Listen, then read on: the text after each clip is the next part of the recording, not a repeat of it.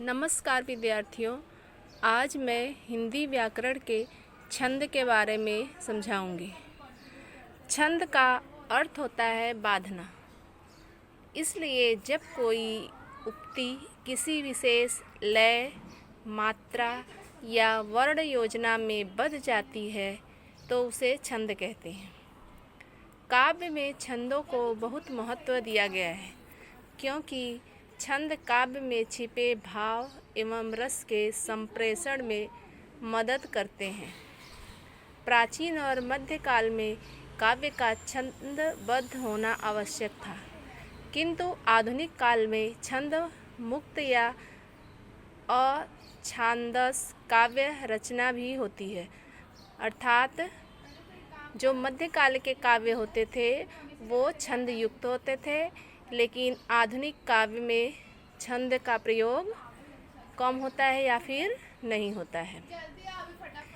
छंद का उपयोग पद्य को सही तरीके से पढ़ने समझने में आवश्यक तौर पर किया जाता है। छंद के घटकों में यति, गति और लय मुख्य माने जाते हैं।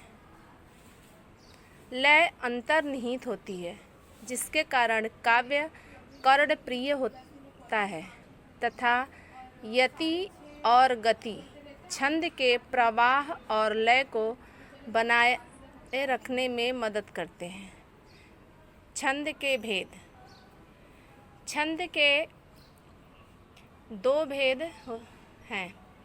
पहला है वर्णिक छंद और दूसरा है मात्रिक छंद।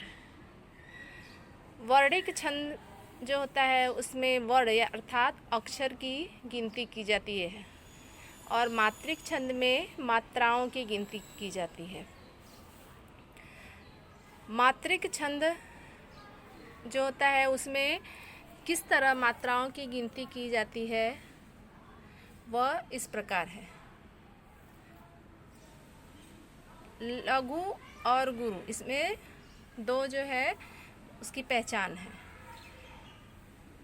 इसके निशान भी यहाँ पर बने हुए हैं जो आप देख सकते हैं। जो लघु होता है उसे ह्रस्व भी कहते हैं, और गुरु तो यहाँ पर जो एस जैसा निशान बना हुआ है वह गुरु होता है, और आई जैसा जो निशान बना हुआ है वह लघु गिना जाता है। तो किस तरह मात्रिक छंद में गणना होती है उसके नियम यहाँ पर दिए गए हैं। अ, छोटी ई, छोटा ऊ, री, ये सारे ह्रस्व स्वर हैं, या इससे युक्त जो व्यंजन होते हैं वह लघु माने जाते हैं। अर्थात जब काव्य में अ होता है या फिर छोटी ई होती है या छोटा ऊ होता है या फिर री होता है, उसे ये जो आई जैसा बना हुआ है वो लघु के चिन्ह हैं, तो वो लघु गिने जाते हैं। और चंद्र बिंदु वाले स्वर या इससे युक्त व्यंजन होते हैं वह जैसे हूँ यहाँ पे लिखा हुआ है, ये भी जो है लघु गिने जाते हैं। अर्थात ये आई समझो, एक समझो, आई मतलब एक लघु, और गुरु जो है एस जैसा बना है उसे दो गिनते हैं।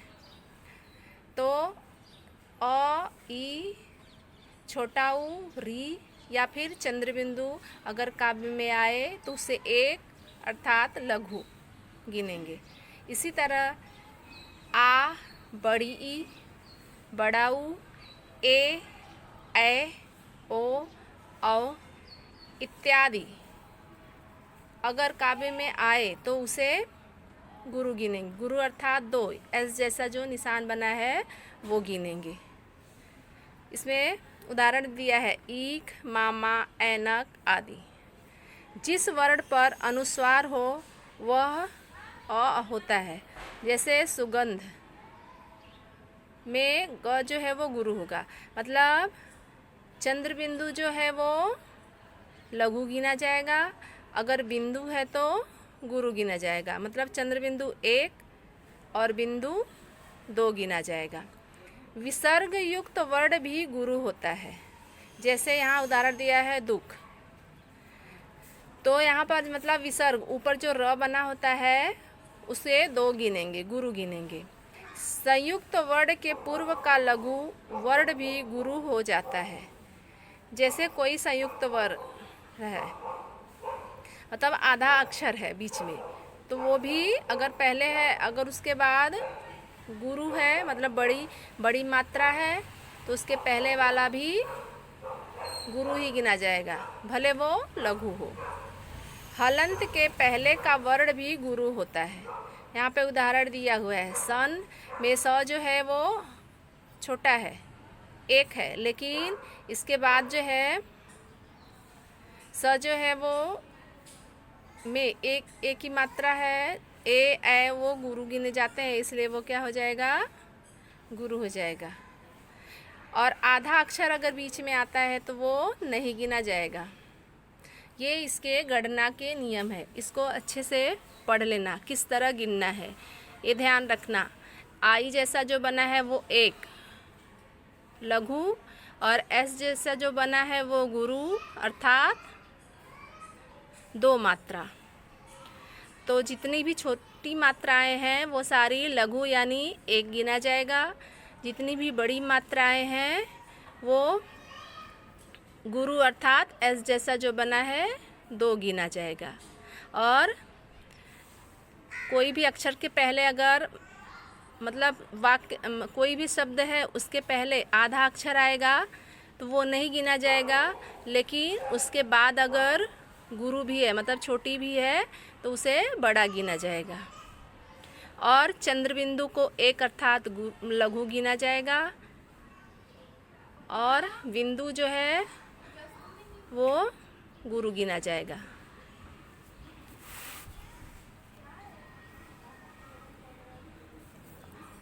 अब यहाँ वर्णिक छंद के बारे में बताएंगे। वर्णिक छंद का जो पहला प्रकार है वो कवित्त है। कवित्त आप लोग किताब में अपने जो काव्य है उसमें पढ़े होंगे, कवित्त सवैया ये सब पढ़े होंगे। तो वो जो है वो किसमें, वर्णिक छंद के अंतर्गत आता है। अब इसमें वर्णिक छंद में मात्राओं से कुछ भी लेना देना नहीं होता, उसमें सिर्फ वर्ण अर्थात अक्षर गिने जाते हैं। जितनी भी अक्षर उसमें होते हैं उसकी गिनती कर दी जाती है, मात्रा से कुछ भी लेना देना नहीं होता। तो ये कवित्त जो है उसके लक्षण इस प्रकार है। छंद में जो परिभाषा होती है उसे लक्षण कहा जाता है। तो उसके लक्षण इस प्रकार है। कवित्त के प्रत्येक चरण में 31 वर्ण होते हैं। आगे मैंने बताया कि यति यानी कि लय जो भी बताया इसमें यति रुकते हैं ना, कॉमा जहाँ आधे पे, जैसे एक लाइन का काव्य होता है तो आधे पे जहाँ रुकते हैं वो एक चरण माना जाता है, और उसके बाद वाला जो भाग होता है वो दूसरा चरण माना जाता है। तो पहली लाइन में 2 चरण होते हैं, कॉमा के पहले वाला 1 चरण, कॉमा के बाद वाला दूसरा चरण, फिर दूसरी लाइन में कॉमा के पहले वाला तीसरा चरण और कॉमा के बाद वाला चौथा चरण। तो कुल मिला के 2 लाइन में 4 चरण होते हैं। तो कवित्त जो होता है वो एक लाइन में कितने उसके होते हैं अक्षर, 31। तो काव्य में एक लाइन में अगर 31 वर्ण आते हैं, अक्षर आते हैं, तो समझ लो वो क्या है, कवित्त है।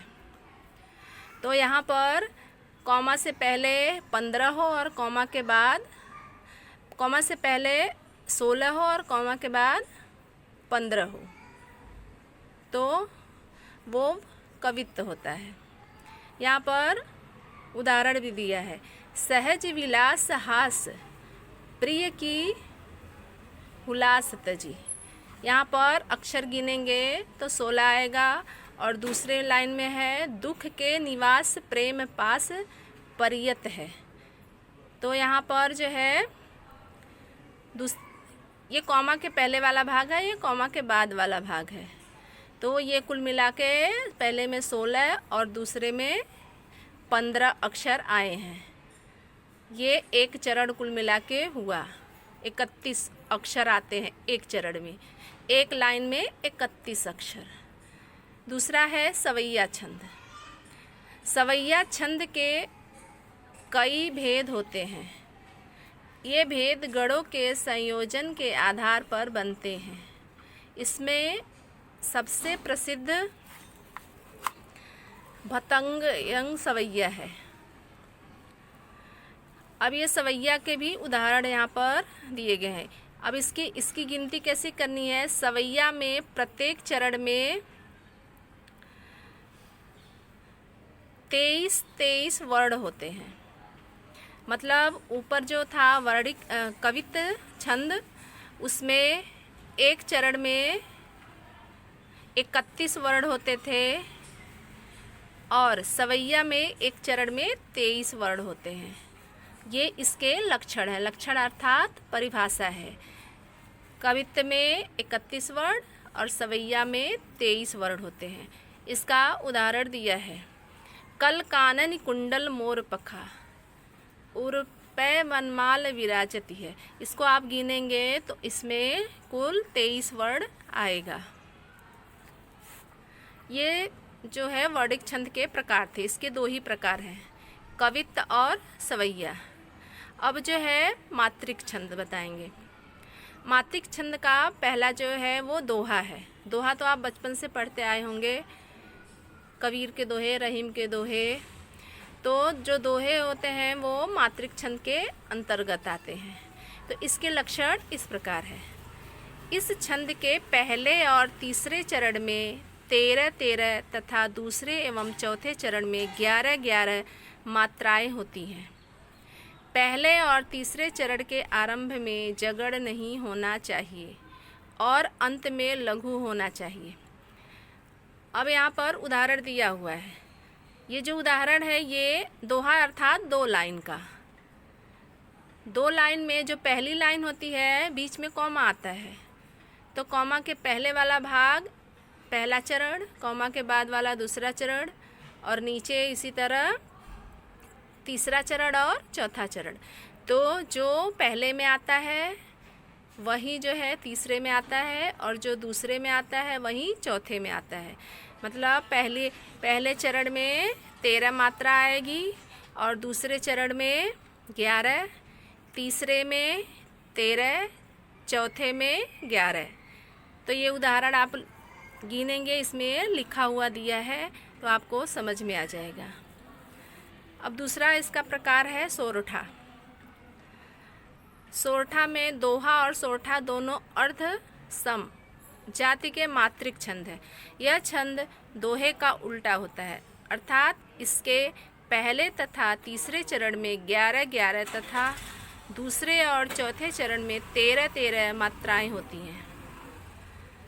सोरठा में पहले और तीसरे तथा दूसरे और चौथे में तुक मिलता है। अब जो है दोहा में हमने देखा कि पहले और तीसरे में 13, दूसरे और चौथे में 11 मात्राएं थी, लेकिन सोरठा में उसका उल्टा हो गया। इसमें पहले और तीसरे में 11, दूसरे और चौथे में 13 मात्राएं होती हैं। इसका भी यहाँ पर उदाहरण दिया गया है, वो आप पढ़ेंगे तो समझ में आ जाएगा। इसका तीसरा प्रकार है चौपाई। यह सम जाति का मात्रिक छंद है। इसमें 4 चरण होते हैं। प्रत्येक चरण में 16 मात्राएं होती हैं। अब देखिए, अर्धमात्रिक छंद का मतलब आधे में दूसरा और आधे में दूसरा नंबर आए। मतलब आपने देखा दोहे में पहले में 13 आया और दूसरे में 11 आया, तो एक ही लाइन में 2 अलग अलग नंबर आए, तो इसलिए इसे अर्धमात्रिक, मतलब आधे में 1 मात्रा होती है और आधे में 1 मात्रा। पहले और तीसरे में 13, दूसरे और चौथे में 11, दोनों में अलग अलग आई। इसी तरह सोरठा में भी पहले और तीसरे में 11 और दूसरे और चौथे में 13 मात्रा है। मतलब आधे में अलग मात्रा और आधे में अलग मात्रा, इसलिए उसे अर्धमात्रिक छंद कहते हैं। मतलब आधे में दूसरा और आधे में दूसरा। लेकिन चौपाई जो है वो सममात्रिक छंद है। इसमें एक लाइन का एक चरण होता है, उसमें आधे आधे का चरण था। लेकिन चौपाई जो होता है वो पूरा एक लाइन का एक चरण माना जाता है और प्रत्येक चरण में 16-16 मात्राएं होती हैं और इसके भी 4 चरण होते हैं। लेकिन सोरठा और दोहा में 2 लाइन के 4 चरण होते हैं और चौपाई में एक एक लाइन के 1 चरण होते हैं और कुल मिला के 4 लाइन के 4 चरण होते हैं और प्रत्येक चरण में 16-16 मात्राएं होती हैं।